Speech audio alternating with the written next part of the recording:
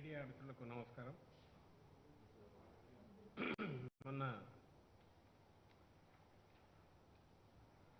పేదల ఇళ్లకు సంబంధించిన రాష్ట్ర చేపట్టిన జగన్మోహన్ రెడ్డి గారి ప్రభుత్వం చేపట్టిన అంబిషియస్ ప్లాన్, భారీ ప్రణాళిక ఏదైతే ఉందో 30 లక్షలకు పైగా ఇంటి స్థలాలు ఇవ్వడం, తొలి దశలో 15,60,000 ఇళ్లకు కన్స్ట్రక్షన్ నిర్మాణానికి శ్రీకారం చుట్టడం, ఈ రెండిటికి ఒక్కసారి హైకోర్టు తీర్పు ద్వారా పెద్ద దెబ్బ తగిలింది. ప్రభుత్వం చేపట్టిన ఈ కార్యక్రమం కంటే లక్షలాది కుటుంబాల పేదల కుటుంబాలకు వాళ్ళ ఆశలు అయ్యేట్టు ఒక్కసారిగా సజావుగా జరుగుతూ త్వరలోనే వాళ్ళ కళలు సాకారం అవుతున్నవి ఒక్కసారిగా అసలు జరుగుతుందా లేదా, జరిగినా మళ్ళీ ఖర్చు ఎంత పెరుగుతుందనే ఆలోచన లేకపోవాల్సిన పరిస్థితి రావడం అనేది ఆందోళనకరంగా భావిస్తున్నాం. దీనికి కారణమైన పిటిషన్లు వేసి అడ్డగోలు కారణాలు చూపి పిటిషన్లు వేసిన వాళ్ళు ఎవరైతే ఉన్నారో, విచిత్రం ఏంటంటే వాళ్ళు కూడా ఇప్పుడు అందులో కొద్దిమంది మాకు సంబంధం లేదు, మేము అసలు పోలేదు, మేము ఎప్పుడో గత ప్రభుత్వంలో కొద్దిమంది దళారీలో లేదా ఆ పార్టీ తెలుగుదేశం పార్టీ వాళ్ళు మా సంతకాలు మాతో తీసుకొని మాకు స్థలాలు ఇప్పిస్తామని తీసుకున్న సంతకాలను వాడుకొని ఈ కేసు వేశారు తప్ప మాకు తెలియదని వాళ్ళు ముందుకు రావడంతో అసలు దీని వెనక ఎవరున్నారు, ఇది ఏదో ఎవరికో అన్యాయం జరిగి న్యాయస్థానాన్ని ఆశ్రయించడం కాకుండా ఏదో వేరే అల్టీరియర్ మోటివ్స్తో, వేరే దుష్ట పన్నాగాలతో కొద్దిమంది రాజకీయ శక్తులు తెర వెనక ఉండి ఇలాంటి వికృత క్రీడకు తెరదీసినట్టు భావించాల్సి వస్తుంది. ఇప్పటికే అనవసరమైన లిటిగేషన్లతో ఓవర్బర్డన్ అయిన కోర్టుల మీద వీళ్ళ రాజకీయాలకు న్యాయస్థానాలను కూడా వేదికలుగా వాడుకుంటూ లిటిగెంట్ మనస్తత్వం కలిగిన రాజకీయ శక్తులు, అందులోనూ ప్రధానంగా దానికి పేరు మోసినట్టు చరిత్రలో నిలిచిపోయిన తెలుగుదేశం పార్టీ దీని వెనక ఉందని మేము గట్టిగా నమ్ముతున్నాం. ఈ కుట్ర వెనక సరే ఒకసారి తీర్పు వచ్చింది, దాని మీద అప్పీల్కి వెళ్తున్నారు. సరే ఈలోగా చీఫ్ జస్టిస్ గారు ట్రాన్స్ఫర్ కావడం వల్ల తర్వాత వస్తుందేమో, కోర్టులు ఎలాగో న్యాయం ఇస్తాయి, దాంట్లో మాకైతే సందేహం లేదు. ఎందుకంటే ప్రజాస్వామ్యంలో, ఒక వెల్ఫేర్ స్టేట్లో, సంక్షేమ రాజ్యంలో అతి మౌలికమైన అవసరం ఏదైతే ఉందో నివాసం, అంటే ఒక ఇల్లు, అలా లేని వాళ్ళు ఈ రాష్ట్రంలో 5 కోట్ల మంది జనాభా ఉన్న ఈ రాష్ట్రంలో 31 లక్షల మంది తేలారనే విషయం వాళ్ళు దరఖాస్తులు చేసుకోవడం ద్వారా, అప్రూవ్ అయిన దరఖాస్తుల ద్వారా తేటతెల్లమైంది. స్వాతంత్రం వచ్చి 75 ఏళ్ళు అవుతున్నప్పుడు ఇప్పటికి కూడా సొంత ఇల్లు లేని, ఏది గతంలో ఒక ప్రభుత్వాలు ముఖ్యంగా రాజశేఖర రెడ్డి గారి హయాంలో చేసిన భారీ ఎత్తున చేసిన అప్పట్లో 21 లక్షలు మన పార్ట్కు, ఈ 13 జిల్లాలకు 21.9 లక్షలు అన్నారు, బహుశా 22 లక్షలు అట్లా అయితే, అంత భారీ ఎత్తున ఇంతవరకు జరగల. దాని తర్వాత చరిత్రలో ఇప్పుడే జగన్మోహన్ రెడ్డి గారు తాను ఎన్నికలకు ముందు ఏదైతే ప్రామిస్ చేశారో దానికి అనుగుణంగా ఏ ప్రామిస్ చూసి అయితే ప్రజలు ఆయనను ఆశీర్వదించారు. దానికి అనుగుణంగా ఇంత భారీ యజ్ఞాన్ని, గృహ నిర్మాణాన్ని దేశ చరిత్రలోనే ఇంతవరకు కని విని ఎరుగని రీతిలో కూడా వచ్చి ఆ 30 లక్షలకు పైగా ఇంటి స్థలాల్లో 15 లక్షల ఇళ్ల నిర్మాణం కూడా మొదలైంది. దాని మీదనే ఈ తీర్పు ఇప్పుడు వచ్చింది. శరాఘాతంలాగా తగిలింది అనేది అందరు దృష్టిలో పెట్టుకోవాలి. ఇక్కడ 2-3 అంశాలు ఖచ్చితంగా చెప్పక తప్పదు. ఒక్కసారి ఇంత భారీ ఎత్తున చేస్తున్నప్పుడు అందులో వన్స్ ఫార్ ఆల్ ఇల్లు లేదు అని ఎవరు చేయి ఎత్తకూడదు. ఫ్యూచర్లో అంత పెద్ద ఎత్తున మనం చేయాలి, చేపట్టాలని ఏదైతే అనుకున్నారో దాంతోపాటు ఎన్నికలకు ముందే చేసిన ప్రామిస్, ఇంటి స్థలాలు, ఇళ్ళు, ఇంటిలో ఇంటి యజమానురాలిగా మహిళకే ఇస్తామని రెండవది ఒక రాజకీయ హామీ. మూడవది గతంలో లాగా ఈ ఇంటి స్థలం కానీ ఇల్లు కానీ డీపట్టా కాకుండా అసైన్మెంట్ బేసిస్ కాకుండా ఓనర్షిప్ ఇవ్వడం ద్వారా కొద్ది గడువు మీ ముగిసిన తర్వాత వాటెవర్ కాన్స్టిట్యూషన్ దీని ప్రకారం గతంలో ఉన్న ఫాలో అయిన దీన్ని దృష్టిలో పెట్టుకొని వాళ్ళు అమ్ముకోవడానికి కానీ మార్టిగేజ్ చేయడానికి వీలుగా సొంత ఆస్తిని చేయాలనేది రెండో ఆలోచన, రెండో ప్రకటన, రెండో హామీ. ఈ రెండు మా పార్టీ అధినేతగా ఆ రోజు ప్రజల కష్టాలు తెలుసుకోవడానికి, అవి పరిష్కరించాలనే ఆలోచనతో పాదయాత్ర చేపట్టిన జగన్మోహన్ రెడ్డి గారు ప్రజల నుంచి తెలుసుకొని వాళ్ళకి ఇల్లు ఇవ్వడమే కాదు, ఇప్పుడు మారిన కాలమాన పరిస్థితుల్లో అది వెల్త్ కూడా కాబట్టి ఆ వెల్త్ను వాళ్ళు తమ భవిష్యత్తు ప్రణాళికలకు అనుగుణంగా తమ కాళ్ళ మీద తాము నిలబడినప్పుడు తమ కుటుంబ అవసరాలకు అనుగుణంగా తమ పిల్లల భవిష్యత్తుకు అనుగుణంగా తమ ఆస్తిగా దాన్ని వాడుకోవడానికి కూడా వీలు కల్పిస్తూ, అందులో మహిళలైతే మన ఇంటి ఆడపడుచులు చాలా బాధ్యతాయుతంగా దాన్ని వాడుకుంటారనే ఉద్దేశంతో కుటుంబ యూనిట్గా వాళ్లకు ఇవ్వాలనే నిర్ణయం జరగడం, ఆ ప్రకారమే వాటెవర్ మనం జీవోలు పాస్ చేసిన నిర్ణయాలు జరిగినా దాని ప్రకారమే జరగడం అందరికీ తెలిసింది. ఇంత భారీ ఎత్తున చేస్తున్న ప్రణాళికే కాబట్టి దాదాపు 17,000 చోట్ల కాలనీలు కాదు ఊళ్ళకు ఊళ్ళే వస్తున్నాయని కూడా మీ మీడియాలోనే రిపోర్ట్ అయ్యి ఎలాగూ చేస్తున్నామంటే under ground drainage, under ground power supply, వీటన్నిటితో పాటు బస్ స్టాప్లు, అక్కడ వాటేమంటారు డిజిటల్ కెఫేలు లాంటివి, ఎలక్ట్రానిక్ లైబ్రరీ లాంటివి అన్ని ఫెసిలిటీస్ క్రియేట్ చేయాలి. ఊళ్ళల్లో ఓ మోడర్న్ విలేజ్ ఎలా ఉండాలో అవి చేయాలనే అంబిషియస్ ప్లాన్. దాంతోపాటు ఇన్ఫ్రాస్ట్రక్చర్కు 32,000 కోట్లు ఇయర్ మార్క్ చేసి ఇప్పటికే దాదాపు 10,000 కోట్ల దాకా స్పెండ్ చేసిన పరిస్థితి.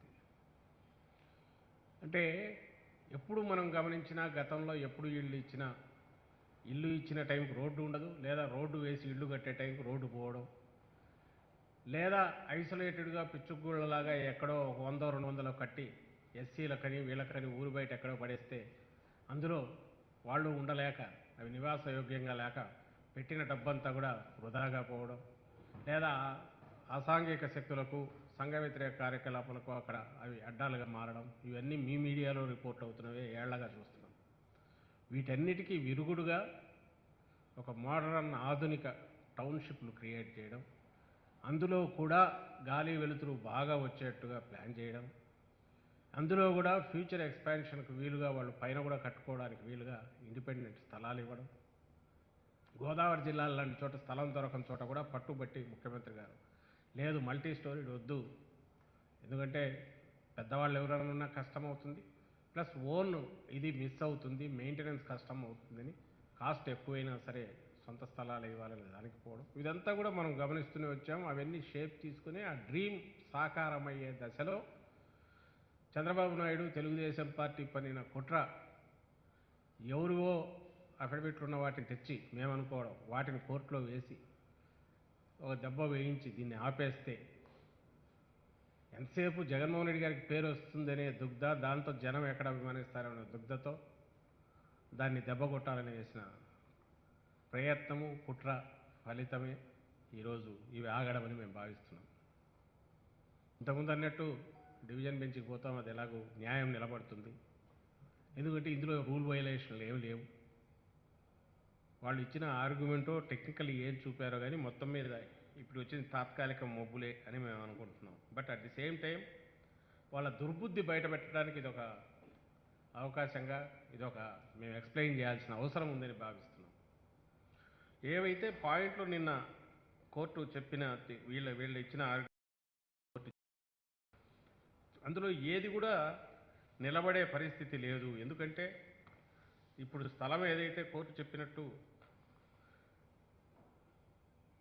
అవి ఏ రేషనల్, ఏ ప్రాతిపదిక మీద సెంటున్నర సరిపోతాయని ఎట్లా అనుకున్నారంటే, దానికి రెగ్యులర్గా ఉన్న నేషనల్ బిల్డింగ్ కోడ్ ఎన్బిసి దీని ప్రకారం ఫాలో కావడం, దానికంటే ఎక్కువ ఇవ్వడం, దానికంటే తక్కువ చేస్తే క్వశ్చన్ వస్తుంది. యూనివర్సల్ స్టాండర్డ్స్ ఏమున్నాయో దానికంటే ఎక్కువ ఇవ్వడం, ఇది ప్రభుత్వం ముందుగానే దూరదృష్టితో ఆలోచించి ఒక అడుగు ముందుకు వేసి అన్ని రూల్స్కు, నిబంధనలకు, గైడ్ లైన్స్కు, అలాగే మనకు అవసరమైన పరిసరాలు ఎంత బాగా నివాసయోగ్యంగా ఉండాలనే దృష్టిలో పెట్టుకొని ఏదో ఇచ్చామంటే ఇచ్చినట్టు కాకుండా తయారు చేసిన వాటి లెక్కల ప్రకారం చేసిన పథకం ఇది అనేది ఇక్కడున్న అంకెలు చూస్తేనే తెలుస్తుంది. మామూలుగా గతంలో చూసినా కూడా ప్లింత్ ఏరియా అంటే కన్స్ట్రక్షన్ గోడతో సహా తీసుకుంటే అప్పట్లో ఇందిరమ్మ ఇళ్ళు 215 చదరపడుగులు అయితే, మళ్ళీ చంద్రబాబు హయాంలో చేసినవి 224 చదరపడుగులు అయితే, ఈరోజు నవరత్నాలు పేదల ఇళ్లకున్న 340 చదరపడుగులు వరండాతో కలుపుకొని మొత్తంగా మనం ఇస్తున్నది. ఇది కాక ఫ్రంట్ సెట్ బ్యాక్ వస్తుంది, సైడ్ అవసరం లేకపోయినా సైడ్ కూడా బ్యాక్ వెంటిలేషన్ కోసం సెట్ బ్యాక్స్ ఇచ్చారు. ఇది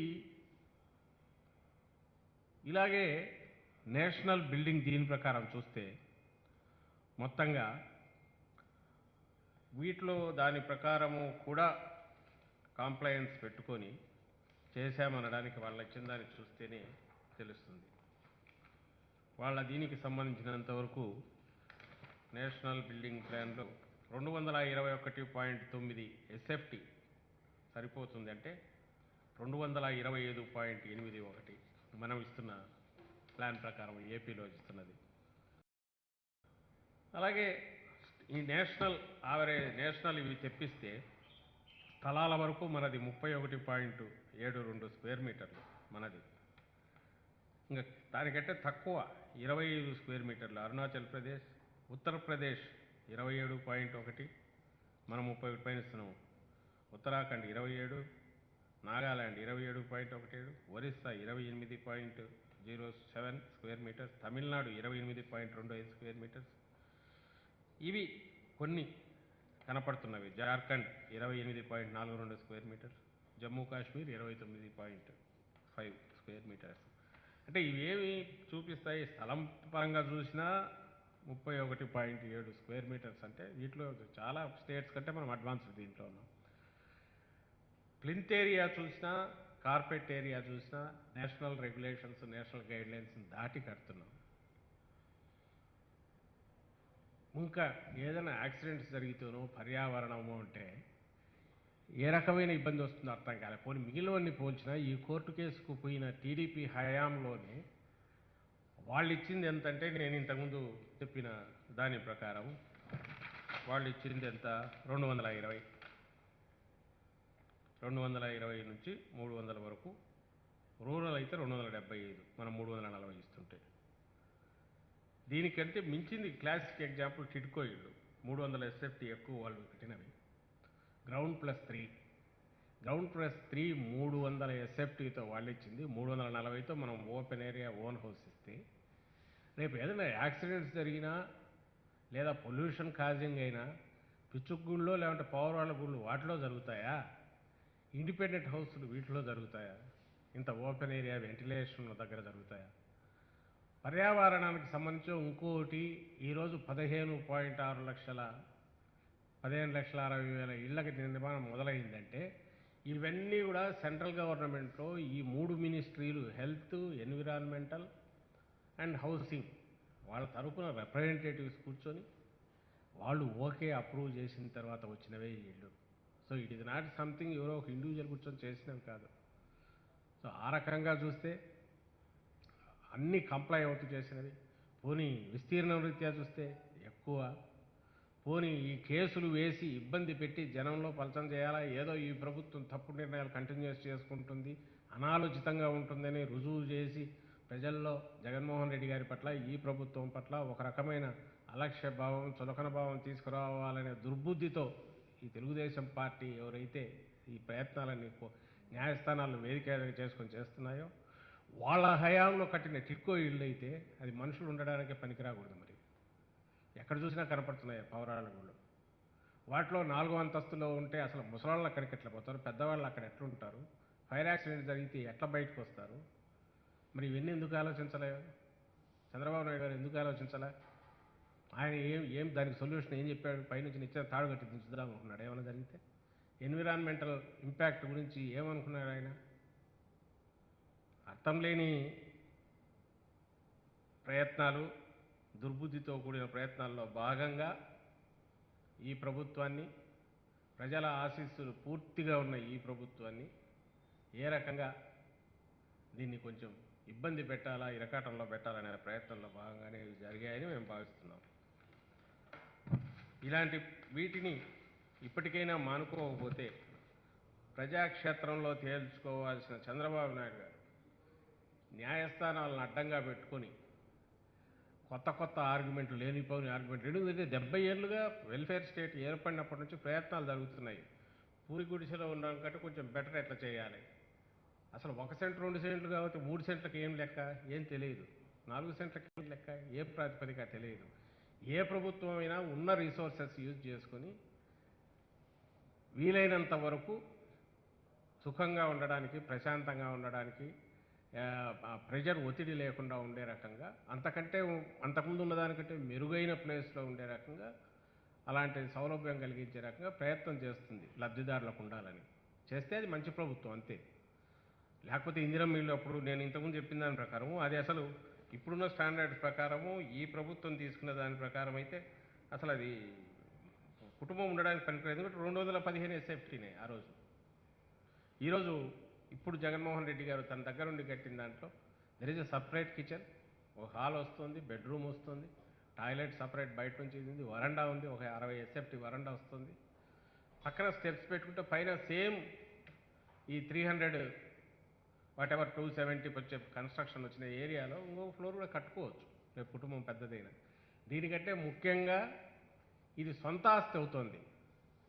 ఎప్పుడు ఆ ఇచ్చిన దాంట్లో అక్కడే బతికినంతకాలం బతకాలి, దాన్ని సొంత ఆస్తి కింద ట్రీట్ చేయడానికి వీలు లేదనే అభివృద్ధి నిరోధకమైన, అభ్యుదయ నిరోధకమైన ఆలోచనలు పూర్వం ఏమైతే ఉన్నాయో దానిలను పక్కకు తోసేసి ఒక ఎక్స్ సర్వీస్ మ్యాన్కి ఇస్తేనో, ఇంకోరికి ఇస్తేనో, లేదా ఫ్రీడమ్ ఫైటర్కి ఇస్తేనో, ఎవరికి ఇచ్చినా కూడా ఎట్లయితే కొద్ది కాలం తర్వాత దాన్ని సొంత ఆస్తి కింద చూస్తున్నాము, దీన్ని కూడా ఇప్పుడున్న 20 ఏళ్ల నుంచి దించి 5-10 ఏళ్ళు, ఇప్పుడు 10 ఏళ్లకు పెట్టినట్టుంది, ఎంతకో తీసుకొస్తే పిల్లలు పెద్ద అయినాక వాళ్ళకి అవసరాల కోసం దాన్ని వాడుకోవచ్చు. That can be considered as wealth, part of wealth అనేది ఆయన ఆలోచన, జగన్మోహన్ రెడ్డి గారి ఆలోచన. ఇంతకంటే ఉదాత్తంగా ఎవరు ఆలోచిస్తారో అర్థం కావట్లా. దీన్ని ఎక్కడికక్కడ ఈరోజు చంద్రబాబు నాయుడు గారు, తెలుగుదేశం పార్టీ కుట్రపూరితంగా చేసిన ఈ దుర్బుద్ధితో చేసిన ఈ ప్రయత్నాన్ని ఖచ్చితంగా ఈ లబ్ధిదారులందరూ తీవ్రంగా నిరసిస్తారు, అసహించుకుంటారు, ఇంకా పుట్టగతులు లేకుండా చేస్తారనేది మేము గట్టిగా నమ్ముతున్నాం. ఎందుకంటే ఆల్రెడీ చెత్తపుట్టలో వేశారు, అయినా వీళ్ళ ఆలోచనలు వదలట్లా, ఇవే చేస్తున్నారు. ఎక్కడ పాజిటివ్, ప్రజలకు అనుకూలంగా, పేదలకు అనుకూలంగా ఏది జరిగినా ఎట్లా అడ్డం కొట్టాలా, అది ఏదైనా సరే. అందులో భాగంగానే ఇప్పుడు ఏదో లోన్లు తెచ్చి ఏదైనా చేస్తే లోన్లు రాకుండా ఎట్లా చేయాలా, ఏది వాళ్ళు ఎప్పుడు లోన్లు వేయనట్టు, ఆ లోన్లు తీసుకోనట్టు, లేదా దాన్ని దేనికైనా ఖర్చు పెట్టినట్టు. అప్పటికిప్పటికి తేడా ఏంటంటే తెచ్చిన ప్రతి పైసా ప్రజలకు ఉపయోగకాలికంగా ఈ రాష్ట్రం అభివృద్ధి దిశలో నడిచేటట్టు, ప్రజలు, పేదలు ముఖ్యంగా వాళ్ళ కాళ్ళ మీద నిలబడి సొంతంగా తమ అవసరాలు తాము తీర్చుకొని డిపెండెన్స్ ఆధారపడడం అనేది తగ్గించుకుంటూ ప్రభుత్వం మీద ఫ్యూచర్లో పోయేటట్టు అలాంటి ప్రయత్నాలే ఉన్నాయి తప్ప ప్రొడక్టివిటీ పెంచేవి, ఇండిపెండెంట్గా నిలబడగలిగేవి, వాళ్ళ భావి వాళ్ళ పిల్లల భవిష్యత్తును తీర్చిదిద్దుకునే అలాగే ఉన్నాయి తప్ప ఏదో అడ్డగోలుగా ఇచ్చేసి రాత్రికి రాత్రి ఓట్లు జండుకోవాలనేది మీరు పసుపు కుంకుమలాగా అలాంటి ప్రయత్నాలు ఒక్కటి కూడా జగన్మోహన్ రెడ్డి గారు చేయలే, ఆయన చేయరు కూడా. సో మీ కుట్రలు ఈ టీడీపీ కుట్రలన్నీ కూడా ప్రజలు గమనించాలని వాళ్ళకు కూడా విజ్ఞప్తి చేస్తున్నాం. మేధావులు విఘ్నులు కూడా వాటిని ఖండించాలని కోరుతున్నాం.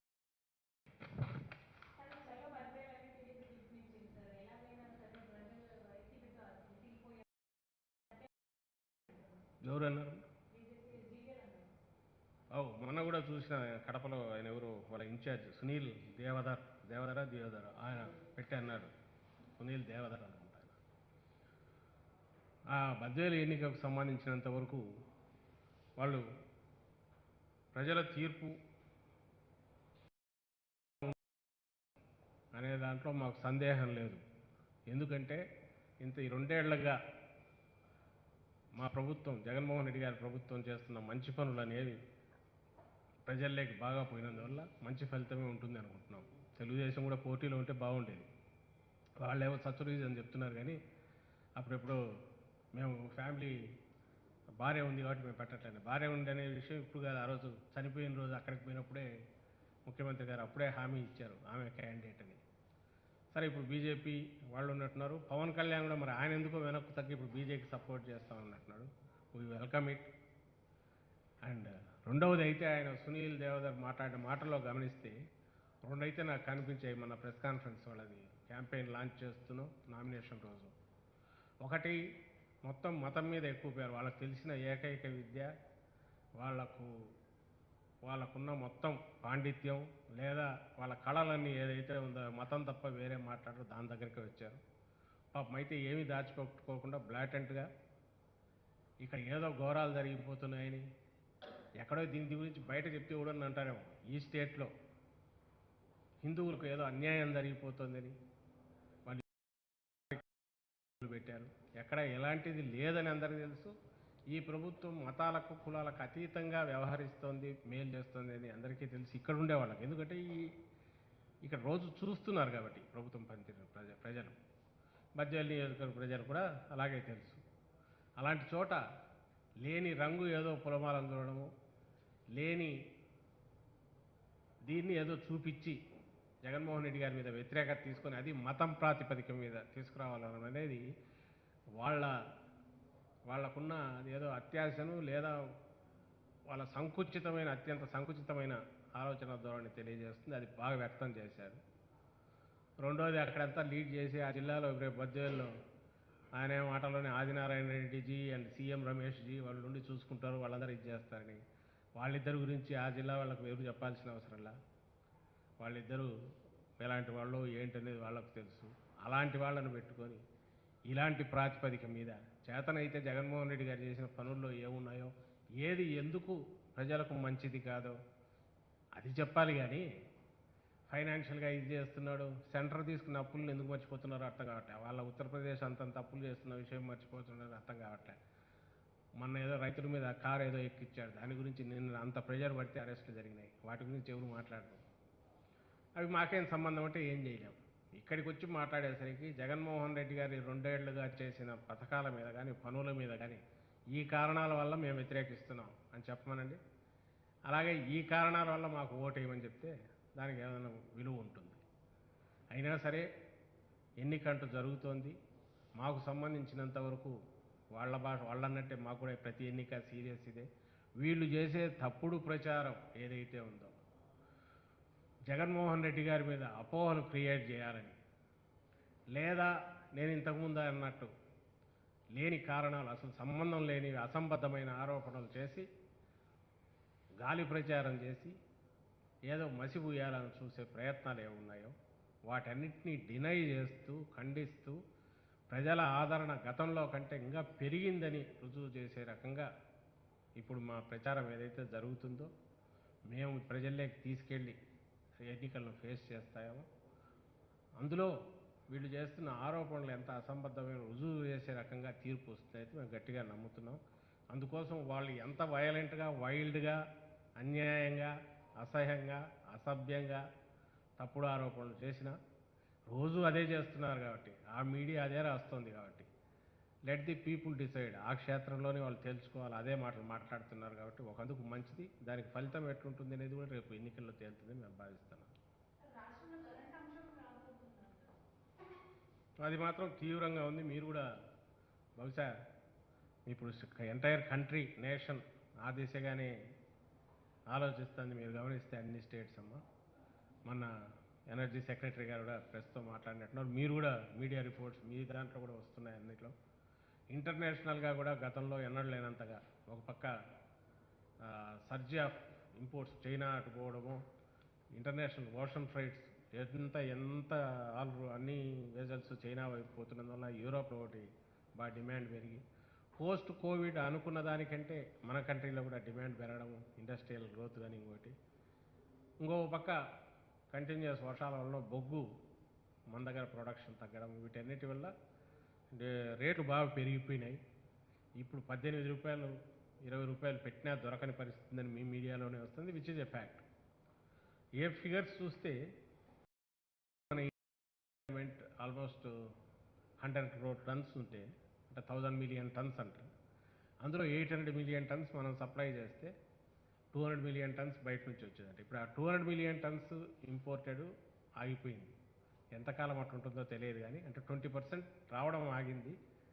Demand normal growth year on year చూసుకుంటే గతంలో 19తో పోలిస్తే 12% గ్రోత్ ఉంటుందంటే అది 20% పోయింది. ఇంకొక 8% ఎక్స్ట్రా పెరిగింది. దానివల్ల అవైలబిలిటీ ఆఫ్ కోల్ తగ్గింది. ఎప్పుడైతే తగ్గిందో థర్మల్ ప్లాంట్లు ఎక్కువ ఉన్నందువల్ల అవి ఎఫెక్ట్ అవుతున్నాయి. కాబట్టి సహజంగానే పవర్ అనేది ఇంకా కష్టం అవుతుంది. డబ్బు పెట్టినా దొరకని పరిస్థితి ఉంది. ఈ దశలో ఖచ్చితంగా అందరం అప్పీల్ చేయగలిగేది డొమెస్టిక్ పవర్ కన్జంప్షన్ తగ్గించుకోవడం ఒకటే, పీక్ అవర్స్లో ఉన్న అట్లీస్ట్. ఎందుకంటే ఇండస్ట్రియల్ ప్రొడక్షన్ ఆగితే ఎకానమీనే ఆగిపోతుంది, ఎంప్లాయ్మెంట్ అన్నిటి మీద ఎఫెక్ట్ అవుతుంది. ఇండస్ట్రీస్ అనేటివి నడుస్తుండాలి కాబట్టి, అగ్రికల్చర్కి అవసరమైంది ఉండాలి కాబట్టి, ఇనిషియల్గా చేయగలిగింది డబ్బున్నా కూడా చేయలేని పని ఏంటంటే కొనలేం కాబట్టి, డొమెస్టిక్ పవర్ కన్జంప్షన్ తగ్గితే, సేవ్ చేసుకోగలిగితే అది అందరూ ఈవినింగ్ 6 to 10 ఇంత మొన్న చాలా వరకు ఒక రెస్పైట్ దొరుకుతుంది. ఆ మేరకు బర్డన్ కూడా తగ్గుతుంది. ఇండస్ట్రీస్కు అవసరమైన సప్లై చేయడానికి వీలవుతుంది అనేది ప్రభుత్వం మనం అప్పీల్ చేసింది.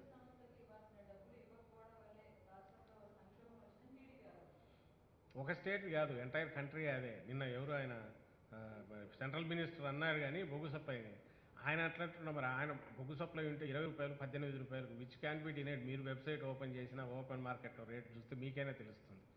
టీడీపీ ఆయన ఆరోపణ చేసిన ఆయనకు దొరుకుతుంది. ఇక్కడ ఒకటి పేమెంట్ చేసినా దొరకట్లేదనేది అది ఫ్యాక్ట్. వాళ్ళు అనాలి కాబట్టి మీరు చూస్తే చాలా ఆరోపణలో కూడా ఫసలైన ఆరోపణలాగా చేశారు తప్ప అంత వెహమెన్స్ లేదు వాళ్ళు మాట్లాడిన దాంట్లో. ఎందుకంటే మన సీఎం గారు చేసిన పని ఏంటంటే అప్రమత్తంగా ఉన్నారనే విషయం ప్రైమ్ మినిస్టర్ ఫస్ట్ రాయడంలో తెలిసింది. ఆ తర్వాత ఢిల్లీ చీఫ్ మినిస్టర్ అదే ఫాలో అయ్యారు. Everybody I think other states కూడా అదే ఫాలో అవుతున్నాయి. అది fact, you have to face it. వచ్చింది దీనికంటే అందరూ వార్న్ చేసేది ఎక్స్పర్ట్స్ కూడా ఏంటంటే, ఇప్పుడు నుంచి స్టాక్స్ పైలప్ చేసి సమ్మర్కు కోవాల్సిన పరిస్థితిలో ఇప్పుడు హ్యాండ్ టు మౌత్ ఇప్పుడు నడుస్తుంది. దీని ఇంపాక్ట్ సమ్మర్లో పడితే ఇంకా ఘోరంగా ఉంటుంది. అప్పటికి డొమెస్టిక్ రిక్వైర్మెంట్ కూడా బాగా పెరుగుతుంది. సో ఇప్పుడు వింటర్ కాబోతుంది కాబట్టి మనం డొమెస్టిక్ దీని దగ్గర కొంచెం కంట్రోల్ ఉంచుకోగలిగితే మేబీ స్టాక్స్ పెంచుకోవచ్చు. అప్పటికి సమ్మర్కు మీట్ కావచ్చు. లేకపోతే సమ్మర్ ఇంకా భయంకరంగా ఉంటుంది అనేది అందరు చెప్తున్నది. So everybody has to gear up. Individual అందరూ కూడా గతంలో ఎప్పుడో మనం 20 ఏళ్ల క్రితం వినేవాళ్ళం పవర్ కన్జంప్షన్, పవర్ సేవింగ్ అనేది. అది టెంపరీగా నెక్స్ట్ 5-6 months అయితే అందరూ సిటిజన్స్ అందరూ కూడా ఫాలో కావాల్సిన డొమెస్టిక్ రిక్వైర్మెంట్కి సంబంధించిన అవసరం ఉందని అయితే భావిస్తున్నాను. ఇప్పటికైతే ఇమ్మీడియట్ ఏం లేదు కానీ దానికంటే ముందు మనమే ప్రిపేర్ అయితే వేయాలి కదా అని అప్పీల్ చేయగలిగేది. మీడియా కూడా రిక్వెస్ట్ ఏంటంటే మీరు కూడా అందరికీ అవేర్నెస్ పెరిగి ఎందుకంటే ఫస్ట్ ప్రియారిటీ ఇది కాబట్టి, ఇది మన ఇండస్ట్రియల్ సెక్టరు, అగ్రికల్చర్ కాబట్టి దాని మీద ఎకానమీ డిపెండ్ అయింది కాబట్టి, ఒకవేళ అట్లా కాకుండా ఎప్పటికి తగ్గకపోతే తప్పనిసరి చేయాల్సి వస్తుంది. యాజ్ ఆఫ్ నవ్ అయితే government is trying to match the demand supply, దీన్ని చేయడానికే ట్రై చేస్తుంది. బట్ 20 కాదు 25 రూపాయలు పెట్టినా దొరకని పరిస్థితి ఉంది, అందరూ అట్లే పడుతున్నారు. అండ్ రేట్స్ మూమెంట్ ఆగిపోతుంది. కోవిడ్ లాగే ఉంది. కోవిడ్ టైంలో ఎట్లయితే మనకు ప్రెషర్ పడుతూ ఆఖరకు మన ఆక్సిజన్ కోసం ఎట్లయితే తిప్పలు పడినామో, ఇప్పుడు రేక్స్ మీద డిమాండ్ పెరిగింది, మనకు డిస్టెన్స్ ఎక్కువ ఉన్నాయి రావాల్సినవి. సో ఎప్పుడైతే టర్న్ అరౌండ్ టైం ఎక్కువ పడుతుందో నియర్ బై వాటికి ఎక్కువ పోయే అవకాశం ఉంది. సో ఏ స్టేట్ దగ్గర ఉందో పిట్ హెడ్ దగ్గర వాడుకుంటే అడ్వాంటేజ్, డిస్టెన్స్ వాడికి ఉండదు. అండ్ ఈ ఇంటర్నేషనల్గా అయితే దొరకట్లే, షిప్పులే దొరకట్లే, అవి కూడా ఆల్మోస్ట్ 4 టైమ్స్. ఇవన్నీ దృష్టిలో పెట్టుకుంటే బియాండ్ కంట్రోల్ ఎప్పుడు ఏమవుతుందంటే ఉన్నదాన్ని జాగ్రత్తగా వాడుకోవడం ఎట్లనే చూడక తప్పదు. ఇందులో వీ రిక్వెస్ట్ మీడియా కోఆపరేషన్ కూడా టు స్టడీ, ఈ ఇక్కడ నుంచి వస్తున్న ఇన్పుట్స్ తీసుకొని ఈ అవేర్నెస్ పెంచడం అనేది ప్రయత్నం చేయాలని కూడా మీడియా కూడా రిక్వెస్ట్ చేస్తాం.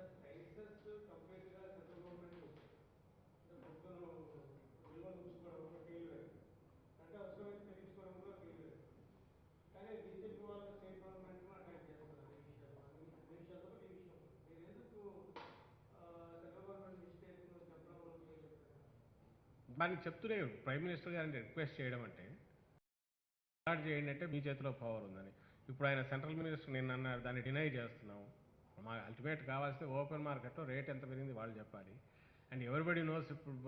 ఇప్పుడు తెలంగాణ వాళ్ళు కూడా అన్నారు సింగరేణి నుంచి సెంటర్ కొంత తీసుకెళ్తుంది అటువైపు అని. అండ్ సెంటర్ కూడా దీని నుంచి స్టేట్స్ అన్నిటినీ ఈక్వల్గా చూస్తూ డిస్ట్రిబ్యూట్ చేయడంలో కోవిడ్ టైంలో ఎట్లా చేశారు ఇప్పుడు కూడా అట్లే చేయాలని కోరుతున్నాం. అయితే దీంట్లో కొట్లాడడం అంటే ఏం చేయాలి, పాయింట్అవుట్ చేస్తే it is not something what you call గట్టిగా షౌట్ చేసేది కాదు. ఉన్న దాంట్లో maximum.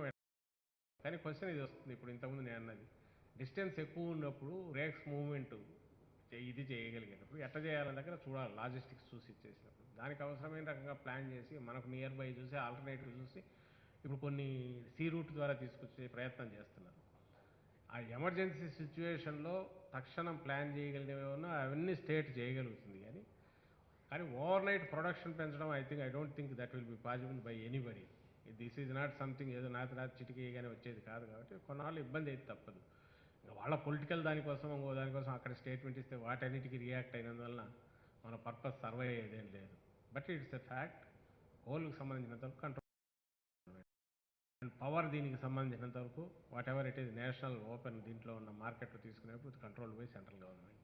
What a state can do is ఉన్న స్టాక్స్ని జాగ్రత్తగా వాడుకోవడం, కింద జనంలో అవేర్నెస్ తీసుకొచ్చేసి పవర్ సేవ్ చేసుకునేటట్టు, కన్జంప్షన్ తగ్గించుకునేట్టు ప్లాన్ చేయడం తప్ప సొంతంగా నిర్ణయాలు తీసుకున్నట్టు స్టేట్ సేవ్, ఈ స్టేట్ అయినా ఏ స్టేట్ అయినా అది ఆలోచించే వాళ్ళందరికీ తెలుసు. దాని మీద పొలిటికల్గా 4 అరుపులు అరిచినంత మాత్రాన వచ్చేది ఏముంటుందని అయితే మన ముఖ్యమంత్రి గారు అనుకోరు, మన ప్రభుత్వం కూడా అట్లా అనుకోవట్లా. ఉపాధ్యాయ సంఘాలు ప్రభుత్వం తమ సమస్యలు పరిష్కరించట్లేదని ఆరోపిస్తా ఉన్నారు. మీరు ఎవరు కూడా మాకు ప్రభుత్వంలో స్పందించట్లేదు, ఆర్థిక వ్యవస్థ కనిపించట్లేదని పరిరక్షణ ఎందుకు స్పందించట్లేదు? ఎప్పుడు రెగ్యులర్ మీటింగులు జరుగుతూనే ఉన్నాయి, దాన్ని రెస్పాండ్ అయ్యే డెసిషన్లు అవుతున్నాయి.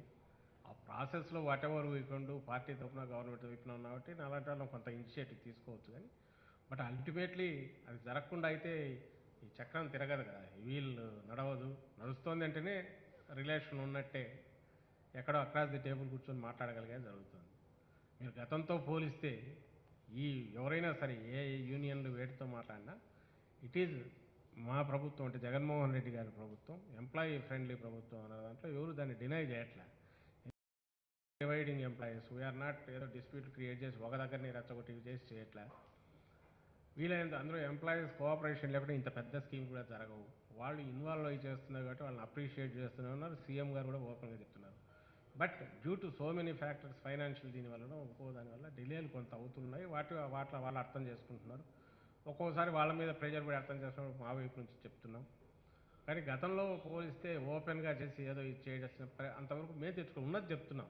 We are not denying that there is crisis లేదని, దెర్ ఇస్ నో క్రైసిస్ అని అట్లా. వీఆర్ నాట్ డినయింగ్ కొన్ని డెసిషన్స్కి సంబంధించి సెక్షన్స్ ఏదన్నా ఇబ్బంది పడితే ఇబ్బంది పడట్లేదని అట్లా. అయితే అవి దృష్టికి వచ్చినప్పుడు రెస్పాండ్ అవుతున్నామా లేదంటే ఏదో ఒక రూపంలో అవుతున్నాం కాబట్టి ఈ వీల్ నడుస్తుంది, చక్రం తిరుగుతుంది, స్మూత్గా ఉంటుంది.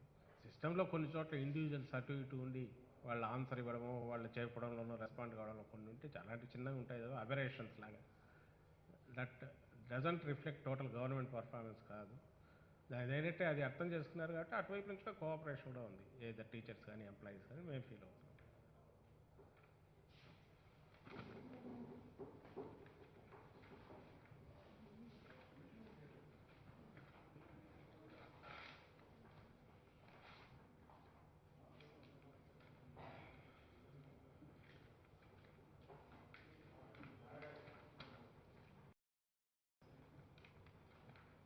ఈరోజు